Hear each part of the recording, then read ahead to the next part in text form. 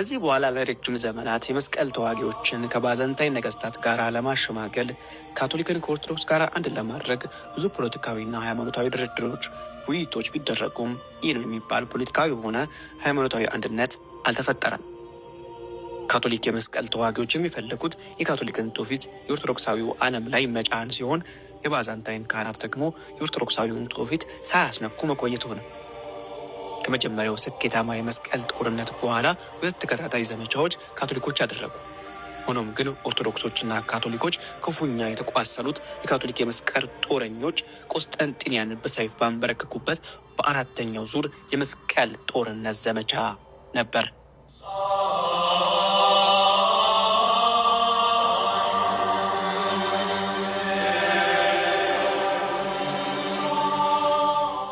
አራተኛው የመስቀል ጦርነት የተጀመረው የግብፅን ሱልጣን ለመምታት ታልሞ ነው። ነገር ግን በ1202 ገና ከጅምሩ ከመንገዱ እየወጣ ነበር። የመስቀል ጦር መሪ መሳፍንት በባዛንታይን ውስጣዊ ፖለቲካ ውስጥ መዘፈቅ ጀመሩ። የባዛንታይን ወጣት ልዑል አሌክሲዮስ አንጀሎስ የመስቀል ጦርነት ጦረኞች ወደ አባቱ ዙፋን እንዲመልሱት ከፍተኛ ገንዘብ እንደሚሰጣቸውና የቆስጠንጢንያ ቤተክርስቲያን ለሮም እንድትገዛ እንደሚያደርግ ቃል ገባላቸው። በጦርነት ምክንያት ከፍተኛ የገንዘብ ዕዳ ውስጥ ያሉት የመስቀል ተዋጊዎች በሐሳቡ ተስማሙ። በ1203 የመስቀል ጦረኞች የቬለስን መርከቦች ይዘው ወደ ቆስጠንጢንያ መጡ። ልዑል አሌክሲዮስን ወደ ንጉሠ ነገሥትነቱ ዙፋን አወጡት። ነገር ግን የገባውን ቃል መፈጸም አልቻለም። ሕዝቡ አመጸበት። አሌክሲዮስ ከስልጣን ወርዶ ተገደለ። የመስቀል ጦረኞች ትልቅ ኪሳራ ውስጥ እንደገቡ ተሰማቸው። ተበሳጩ። ብስጭታቸው ወደ ቁጣ ተለወጠ። በሚያዝያ 1204 ዓመተ ምህረት በአንድ ወቅት የምስራቅ ኦርቶዶክስ ምሽግ በነበረችው ከተማ ላይ ሙሉ ጥቃት ሰነዘሩ። ሚያዝያ 13 1204 ዓመተ ምህረት የቆስጠንጢንያ ግዙፍ ቅጥሮች በመስቀል ጦረኞችና በቬንስ የባህር ኃይል ወታደሮች እጅ ወደቁ። ከዚያ በኋላ ቅዱስ ድል ሳይሆን ክፉ ጥፋት ተከተለ።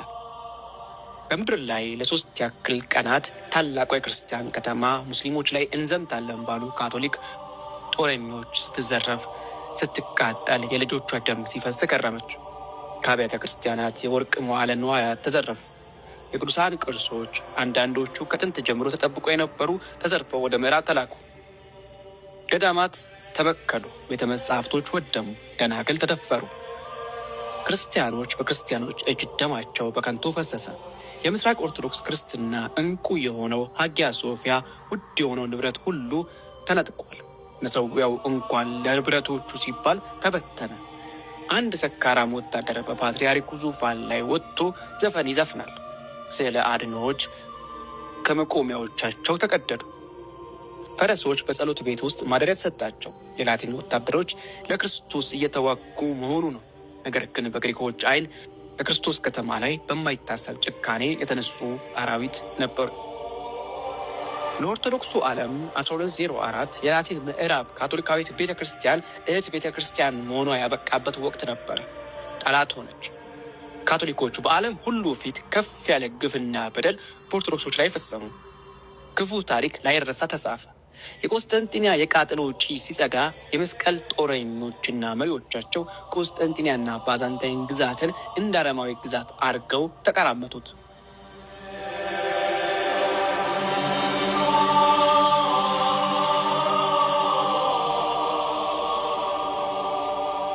አዲስ ግዛት ታወጀ። የላቲን ቆስጠንጢንያ ግዛት በመስቀል ጦረኞች በተመረጠው ምዕራባዊ ንጉሥ የሚመራ አዲስ ላቲናዊ አገዛዝ። ፍላንደርስ ባልዲዮድ የመጀመሪያው የላቲን ንጉሠ ነገሥት ሆኖ በባዛንታይን ነገሰ። የጥንታዊ የግሪክ ፓትርያርክ መዋቅር ተወግዶ በላቲን ካርዲናሎች ተተክቷል። በአንድ ወቅት ዮሐንስ አፈወርቅና ፎቲየስ የመሩበት የግሪክ መንበር ላቲኖቹ ተቆጣጥረውታል። ለግሪኮች አንድነት አልነበረም፣ ፍጹም ወረራ ነበር። ከወረራም በላይ ጭቆና። የግሪክ መኳንንት ወደ ኒቂያ፣ ወደ ትሬፔቶስ፣ ወደ ኤፕሬሴስ ሸሹ። የላቲን ጳጳሳት የግሪክ ቀሳውስትን ተክተዋል። የምዕራባውያን ስነ ስርዓት በአዋጅ ተጀመረ። የግሪክ መነኮሳት ካህናት ሸሽተው ምድረ በዳ ገቡ።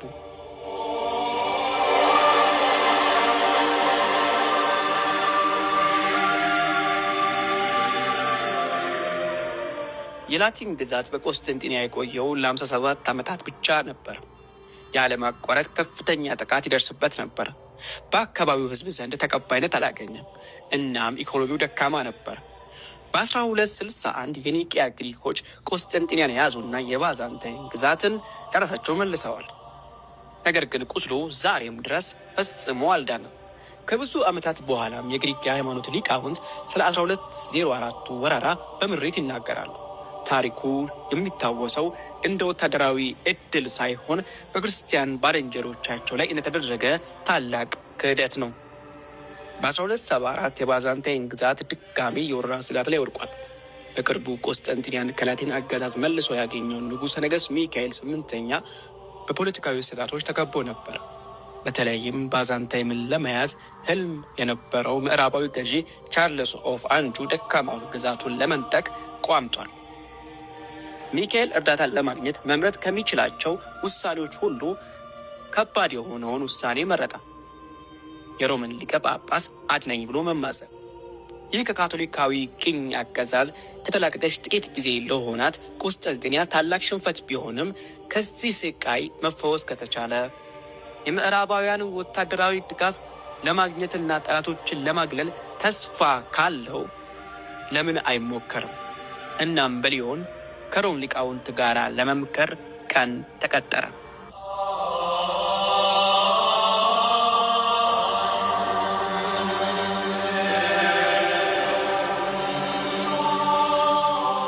የፖለቲካ ቀንበር ከጀርባው ተሸክሞ አንድ ትልቅ የግሪክ ልዑክ ወደ ሁለተኛው የሊዮን ጉባኤ ደረሰ።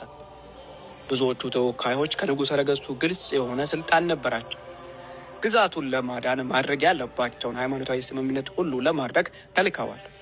ከረጅም ድርድር በኋላ ግሪኮች 3 ዋና ዋና የላቲን ትምህርቶችን በይፋ ሃይማኖት አድርገው ተቀበሉ። የሮም ጳጳስ በመላው ዓለም አቀፍ ቤተ ክርስቲያን ላይ ሁለንተናዊ ስልጣን እንዳላቸው በማረጋገጥ የጳጳሱን የበላይነት ተቀበሉ። መንፈስ ቅዱስ ከአብና ከወልድ እንደሚወጣ በመቀበል በፊልዎቄ ተስማሙ። ይህም በኦርቶዶክስ ትውፊት ለረጅም ጊዜ የተወገዘ አንቀጽ መሆኑ ልብ ይለዋል። የሮም ቤተ ክርስቲያን አጠቃላይ ስልጣንን አምነው የሊቀ ጳጳሱን አመራር ስነ ስርዓት ተቀብለዋል። በሊዮን የተደረጉ እነዚህ ስምምነቶች እንደ ታላቅ ድል ተከብረዋል።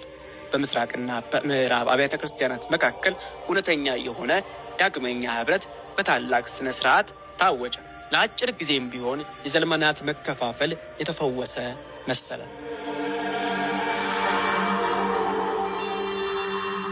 ነገር ግን በባዛንታይም የኦርቶዶክስ ቀሳውስትና መደበኛው ህዝብ ስምምነቱን በሙሉ ድምፅ ውድቅ አድርጎታል። ብዙዎች እምነታቸውን እንደ መካድና ለላቲን ስልጣን እንደ አሳፋሪ እጅ መስጠት አድርገው ተመለከቱት። ካህናቱ በሥርዓተ ቅዳሴው ውስጥ ርዕሰ ሊቃነ ጳጳሳቱን ለማስታወስ ፈቃደኛ አልሆኑም። መነኮሳቱ ንጉሠ ነገሥቱን አወገዙ። ተቃውሞው በጣም ስለጠነከረ ሚካኤል ስምንተኛ ተቀባይነት ለማግኘት መከራ ጫረባቸው። ነገር ግን ይህ እምቢተኝነቱን የበለጠ አባብሶታል። ሚካኤል በ1282 ሲሞት ደካማው ህብረት ወዲያው ፈረሰ። ተተኪው አንድሮኒኮስ ዳግማዊ በሊዮን የተፈረመውን ስምምነት ሙሉ በሙሉ ውድቅ አደረገ። የኦርቶዶክስ ቤተ ክርስቲያን አንድነቱን ውድቅ መሆኑን አወጀች። የላቲን ትምህርቶችን እንደገና አወገዘች እና መከፋፈሉ ከመቼውም ጊዜ በበለጠ ተጠናክሮ ቀጠለ።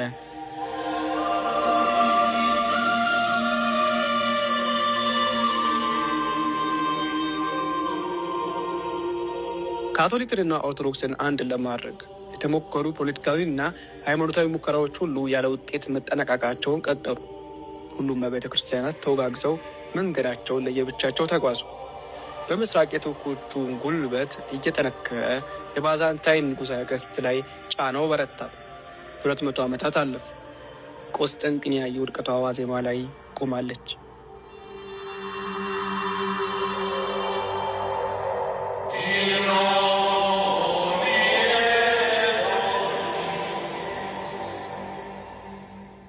በ15ኛው ክፍለ ዘመን አጋማሽ ላይ የባዛንታይን ግዛት በክር ላይ ተንጠልጥሎ ነበረ።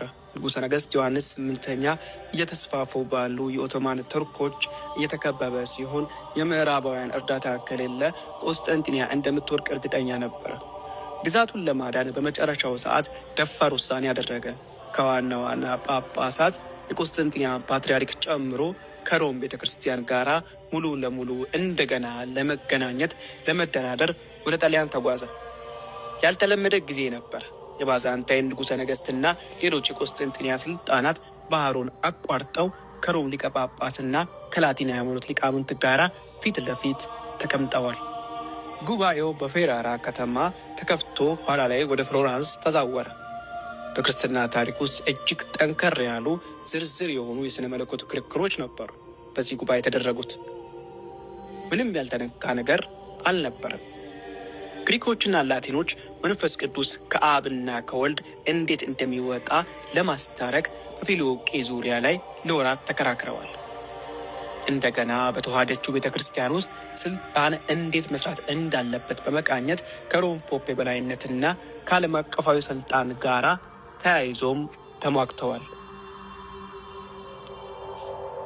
ግሪኮች አምስቱ ፓትርያርኮች ማለትም ሮም፣ ቆስጠንጢንያ፣ አንጾኪያ፣ ኢየሩሳሌምና እስክንድሪያ እኩል ስልጣን ያላቸው ፓትርያርኮች እንደሆኑ ዓለም አቀፍ ጳጳስ የሚባል ጳጳስ የለም፣ ቤተ ክርስቲያን በሲኖዶስ እንጂ በጳጳስ መመራት የለባትም፣ ሰው ሆኖ የማይሳሳት የለም፣ ፖፑም ቢሆን ሊሳሳት ይችላል ብለው ያስባሉ። የካቶሊክ ቤተ ክርስቲያን ደግሞ የሮም ጳጳስ የተቀመጠው በጴጥሮስ መንበር ነው። ጴጥሮስ ደግሞ የሐዋርያት ሁሉ ዋና ነው። ስለዚህ የሮም ጳጳስ በሌሎች ፓትርያርኮች ላይ የስልጣን የበላይነት አለው። አስፈላጊ በሆነ ሰዓት ዶግማዊ በሆነ መንገድ እንደ ክርስቲያኖች ሁሉ አባት በመንበረ ጴጥሮስ ስልጣን ጳጳሱ ሲናገር ሊሳሳት አይችልም ብለው ያስቀምጣሉ።